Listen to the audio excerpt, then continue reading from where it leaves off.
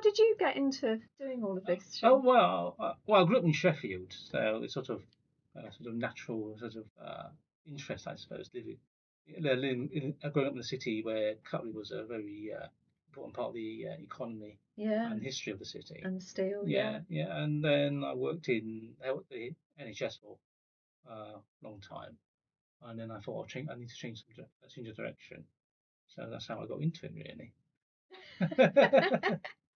Yeah, so Okay. I've always been interested in crafts and that sort of Yeah, thing. yeah, And I thought, well, I've always, yeah, just the, I suppose, the heritage of the I was growing up. yeah. The heritage of the place. Yeah, that's Yeah, right. Yeah. definitely. Hmm. I think it does really in a quite subtle way Mm. influence people. Yes. It's one of the reasons why it was when the Walsall Leather Museum was about to close, it was quite sad because Uh-huh. that had been part of the heritage of that town. Yes.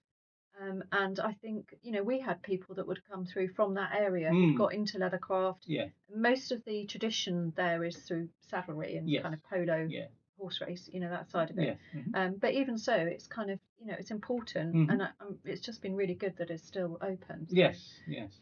but yeah, I think there is, and you've got, the shoe industry in Northampton, Uh-huh. needle making in Worcestershire, and Yes. all these different kinds of things that go on. I Hmm. think there is a resonance, I think, Yes. Yes. that comes Definitely. through. So that's a really Hmm. nice kind of Yes. thing that you came through with that. Uh-huh.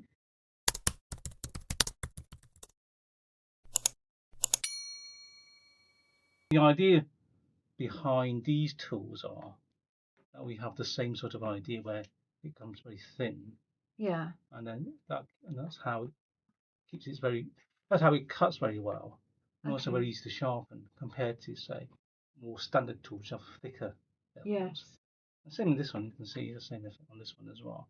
It's got quite a thin bevel. If you feel the Oh yeah. so shape, you feel if you feel like that. Although Okay. this is a bit thicker, the sort of feeling's the same. The bevels, it's a hollow ground. So, Hollow ground. So yeah. that's hollow ground is where it's kind of is Yeah, it's coming. it's been Yeah. hollowed. Yeah. Blade's been hollowed. Yeah. I mean, so that's a sort of Right. yes, certainly. Oh.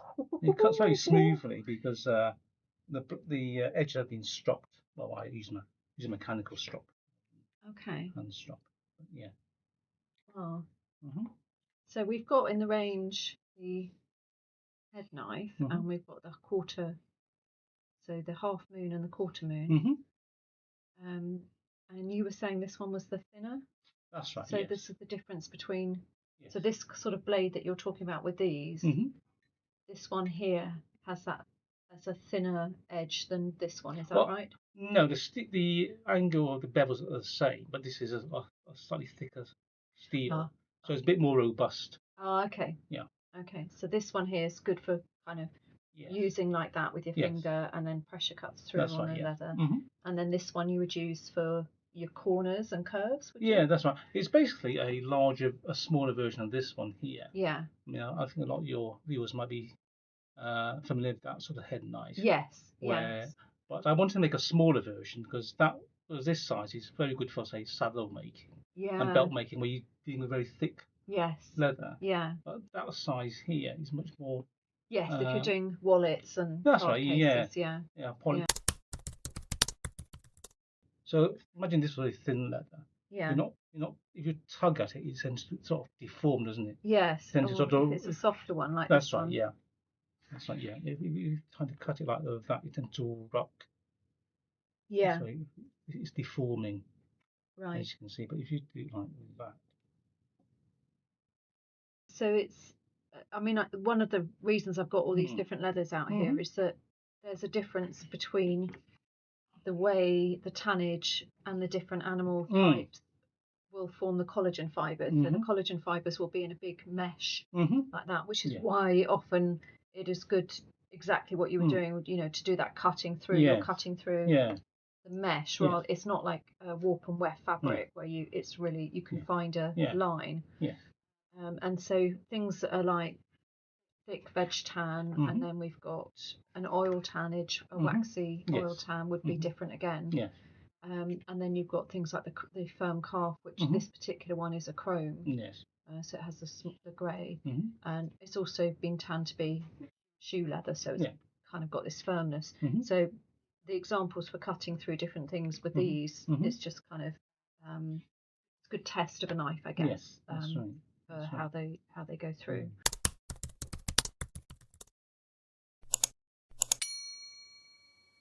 Yeah, you've noticed that this is the edge on this is quite rough. Oh yeah. Yeah, compared to that one there, for example, quite smooth edges. Oh yeah, yeah. The reason why this is it's just this come off my grinder, so it's quite rough. Okay. So that's right. If I can show you how to sharpen it, right? Yeah. Yeah. Okay. Absolutely. Yeah. I mean, that'd be great. Yeah, what I recommend for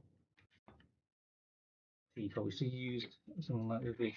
That's a diamond hone. Yeah. Diamond stone. It's basically a layer of diamonds on metal, and it comes two sides, 400 and 1,000. And these are quite inexpensive. I mean, I think this was under £20 for this one. Oh, okay. Yeah, but the advantage of this is it cuts very quickly, and it cuts most steels, most jaw steels, and also it stays flat for longer. Right. Which is very useful if you're having this sort of knife here, where there's a flat side. So what you don't want to do is to, if your stone was dished or worn, and it doesn't make, and that flat side doesn't stay flat.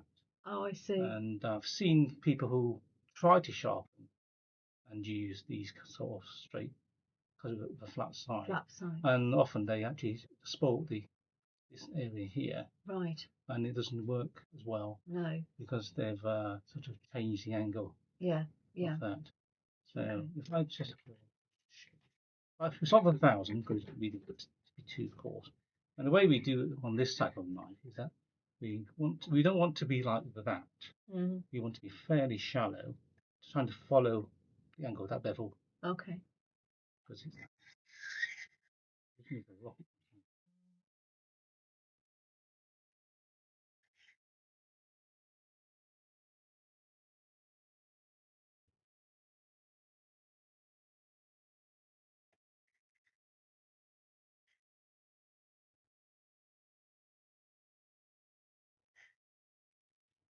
Oh, okay. So you're kind of you're creating a kind of loop curve on here. Right. So I'm just making sure that the edge is in contact with the stone. Okay. Now feels that it's a little bit better in terms of the cutting. Oh yeah.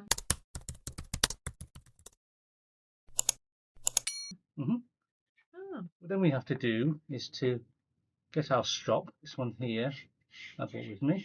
You can see there's a little bit of green stuff on it. What we want to do is to put some of this very fine abrasive, so we just need to like that.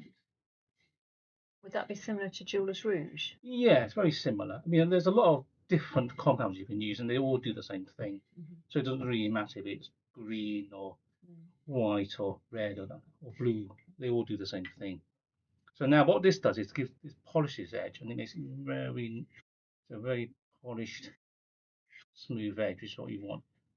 Sarah mentioned before that leather's made up of collagen fibers, which are very tangled up, and you have to cut through them. What this does is gives you a very smooth, polished edge. You'll cut through the fibers very easily. And you can actually, one of the things when I'm stropping as well, that you can see the darkness coming through on here. That's all the little tiny microscopic metal particles that are kind of would cause it to snag. So that's it polishing those off, isn't it? Just do one more go. It doesn't take very long. Try again.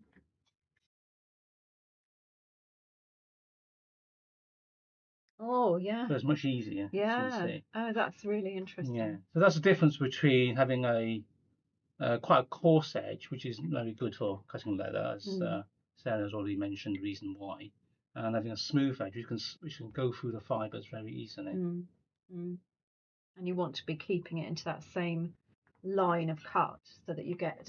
Yeah. That's right. Yeah. Because what you want is your edge to be just for when you're finishing and everything as well, but you want your edge to be really perpendicular. Yes, so that's that right. you can then do whatever type of edging you're wanting to do. You want that nice straight edge. And particularly that's quite important when you're working with something like the firm calf. So this leather, you can't slick it or edge it with beveling tools or anything. Right. So the only thing you can do is get a really good edge when you're cutting and then do a treatment just to seal it. Using our leading edge stuff, but in this instance, it's really, that's where your cut the first time for your components needs to be really yes, that's right. Right angles. Excellent. Excellent. Flat, and then were you sharpening that side? Yes. Are you? I'll just show you. Yeah, just show you on the stropping. I mean, for that. again, if it needs sharpening, which it shouldn't do very often, but if it does need sharpening, what we again need to do is to make sure that stays flat, make sure that's flat, and then we just rub it like that. Okay. Yeah. We don't want to do anything like that. No. Because then that would change the angle. Yeah. That's right. And I've seen people who have done that, who change the angle, and it doesn't cut very well because of that angle. So when we do that, that would then give us a edge on there. Yeah. And we just need to do the same on here. And so you're following the bevel a bit, Yes. As I mentioned, I think I mentioned earlier, you can see this edge. Yeah. So we just like that. Yeah. It's thin edge, isn't it? Yeah. I was explaining to Sarah earlier on that it's a cutthroat razor, and as you feel the edge on that, it's very similar. Oh yeah, yeah. Yeah, so similar. Yeah. See? Excellent. Yeah. So I'm making this edge very thin. First of all, it cuts very easily, and second of all, if it does become dull, it's very easy to sharpen back because it's so thin. Okay. Yeah. The disadvantage is that you can't use it for very heavy work. So this is really designed for more sort of thinner leathers, more delicate work, more precise work. And can you use that for skiving? I mean, oh yes, you can. Yes, so that would be. Yes. If I just finish the sharpening process, yeah. I'll be happy to show you that. So what we need to do is just do that very gently. That would bring us back to the edge. And then again, we just need to, when we strop, we want to put that flat. Completely flat, yeah. That's right, and just press down. And that's why it's good gluing your strop onto the wood, isn't it? That's right, yeah. Give you that purpose. Yeah. I also like having a nice big strop as well, because you can then go right down. Yeah. Nice firm strokes, like that. Nice firm strokes. And then we just do one more time. Nice firm strokes. Give you a very sharp edge. And to skive the leather, it's just a matter of self. Again. So that's what I like to do. We can all relate to that. Yes.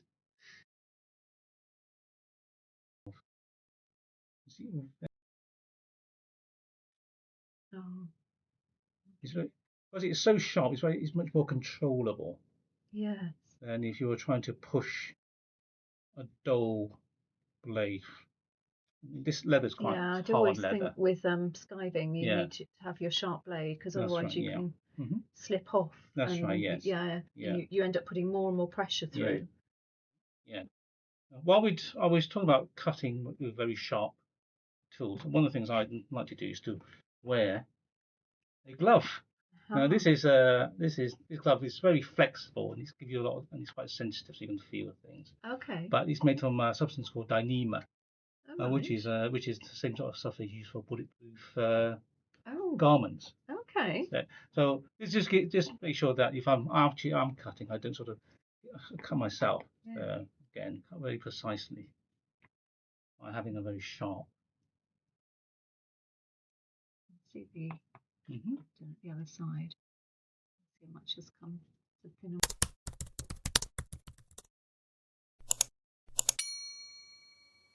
Any other advice you'd give for looking after these tools? Oh, okay. Yes, definitely. How would you store them? Is there anything not to do? Okay. Well, I mean, it's always a good idea to store them individually rather than throw them together into a drawer. Yeah. Because it's very easy to hit the very sharp edges on there and damage them, and then you have to all the way have your trouble sharpening them. So yes, keep them separate. I mean, you can make little sort of Yeah, I've got pouches yeah. or sleeves for these. You made a little Yeah, quick that's pouch right. for my Mm-hmm. my one.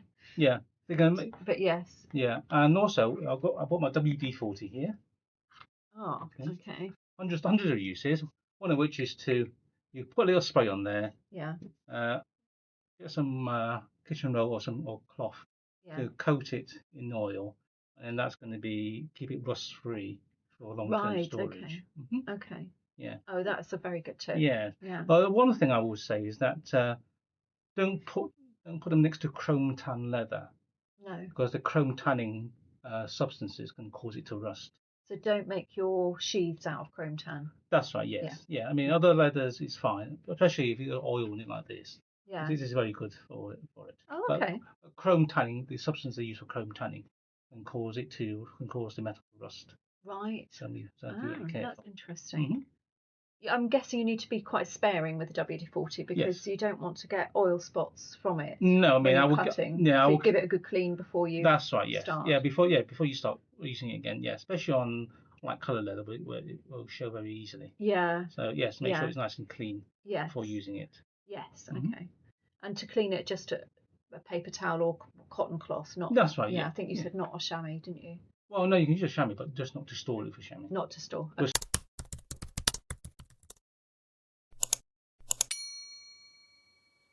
And what metals do you use then? Are these what kind of metals have you been using for tools? Well, I'll show you. I mean, these are. I just have that. Mm. Okay. Yeah. Well, there's. I'll just put those aside for a second. Yeah. Well, there's two main. There's two main steels. This is what is called 1070 high carbon steel. Right. So it takes a. So it's not a stainless steel. It will rust Yeah. if it's not looked after. But it does take a very good edge.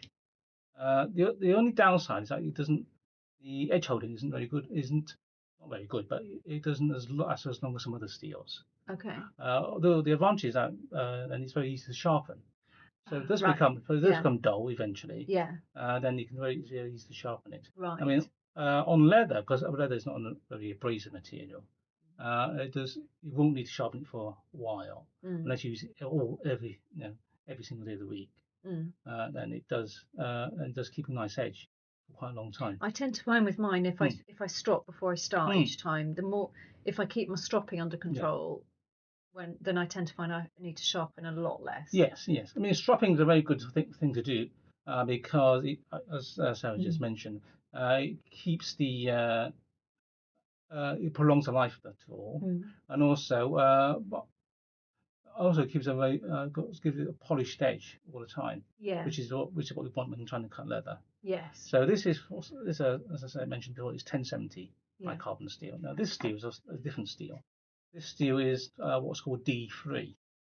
Now, the difference between this steel and that steel is that this steel has much better edge holding.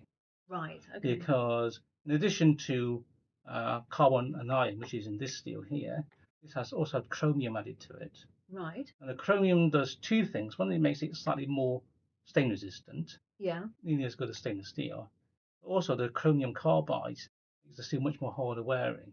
Right. So this would take an edge and hold it for much longer than this one here. Okay. But obviously the downside is it's more difficult to sharpen. Yes. But if we use something like a diamond stone, then that isn't really a problem. Yeah. Because diamonds are so hard, it will cut any steel that is currently manufactured. Right. So there's no problem at all using this to sharpen this. Okay. And So this would be a really good one for your heavier weight leathers. That's right. Yes. Yeah. I mean, if you're cutting very heavy leathers, so something like this one. Here. That's right.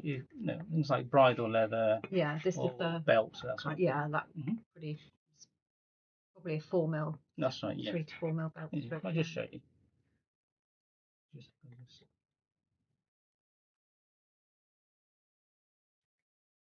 Different.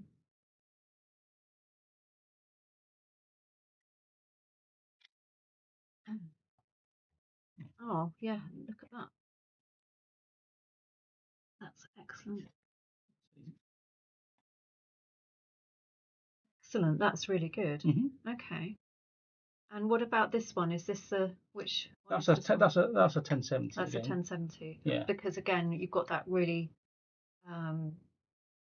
it makes it easy to sharpen on That's that right. really Yes. fine That's right. edge for Yeah, that's right. for skiving. Yeah, so it's a fine edge. It makes it easy to sharpen. Which I think, I mean, I found a lot of tools, a lot of other tools, although they're very well made. So a lot of the times, people have to sharpen the tools, and they are not ready for use straight away. When Yeah. you buy them, and then you have to sharpen them yourself.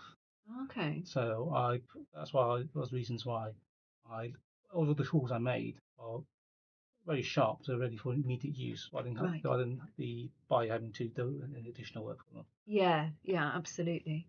Yeah. So so that's one of the advantages, the fact that you're making a handmade That's right. Yeah. tool, isn't Yeah, it? That that's you've right. got that Hmm. kind of, and the Yeah. way, and I guess also when you're a tool maker like this and you're thinking you're really designing into purpose. That's right. Yes.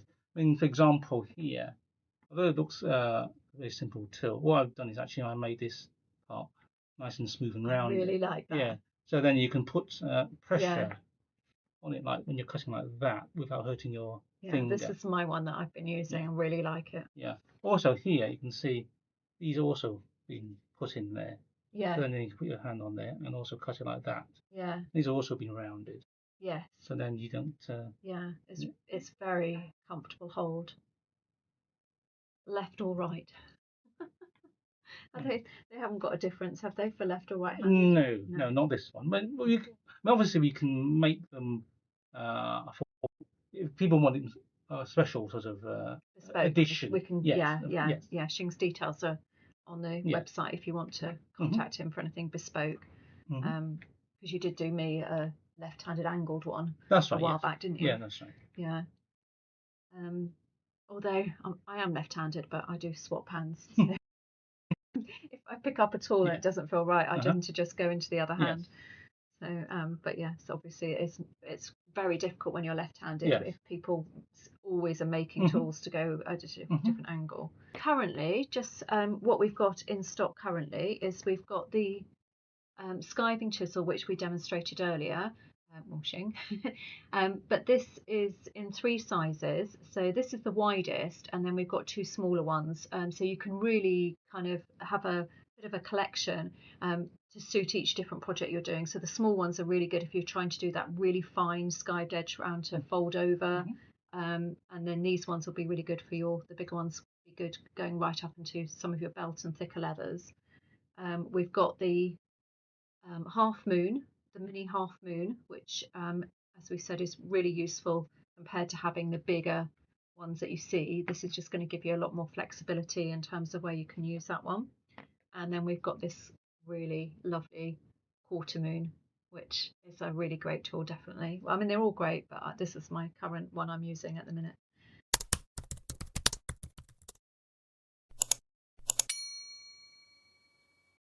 And then we're going to look at putting in a trim knife. So this will be a trim knife, a good grip handle, and again we've got that nice bit there for the back edge has been rounded, so rounded, for comfort. Yeah, so that's the current range at the moment. Apart from Jackie doesn't know about this one yet. There's also a sort of curved version. That's right. As well, which I'll be doing in the near future. Yeah, we'll do a little update on that one when anything else comes into the range as well.